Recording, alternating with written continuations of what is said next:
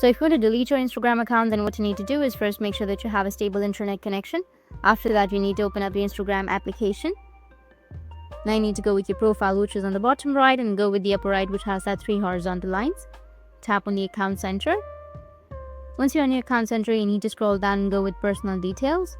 Under personal details, go with account ownership and control, and then go with deactivation or deletion.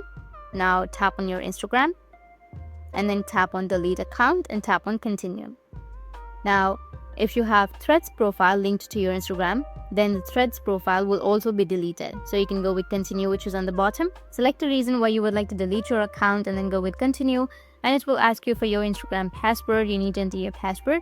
After entering your password, your account will be deleted.